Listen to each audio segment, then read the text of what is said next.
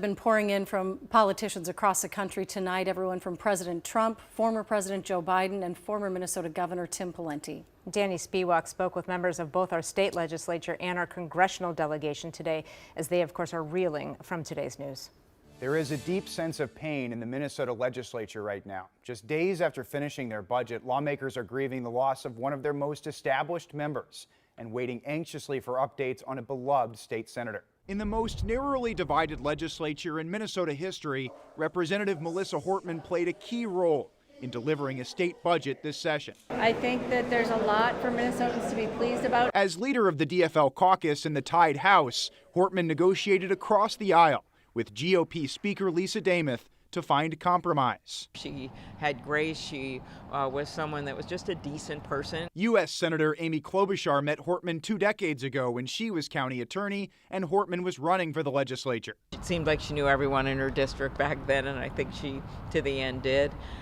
She cared about people so much. The murder of Hortman and her husband Mark stunned Klobuchar and fellow U.S. Senator Tina Smith, the former lieutenant governor, who also worked closely with Hortman at the Capitol. My friend Melissa, who I cannot believe is gone, and I'm bereft, and I'm grateful to have a chance to tell people who didn't know her what a wonderful person she was.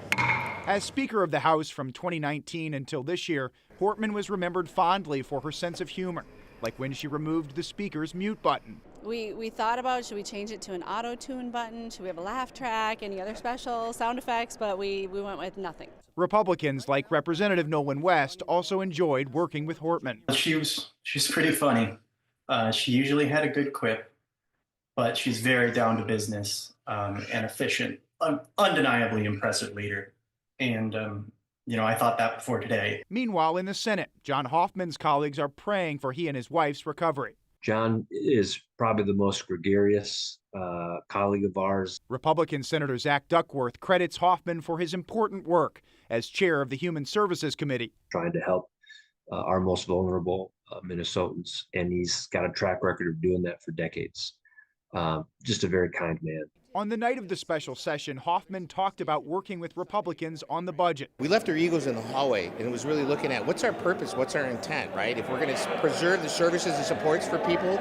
Reflecting on the budget herself just a few days ago at an interview in her office, It was really a big win for the people of Minnesota. Representative Hortman also praised the legislature's bipartisanship and promised Minnesotans more of the same in years ahead. They expect their government to work, and it is going to do that for them. Hortman worked side by side with Republican Speaker Lisa Demuth all session. And today, Demuth said in a statement that she is devastated by the loss and that Hortman was respected by everybody at the Capitol.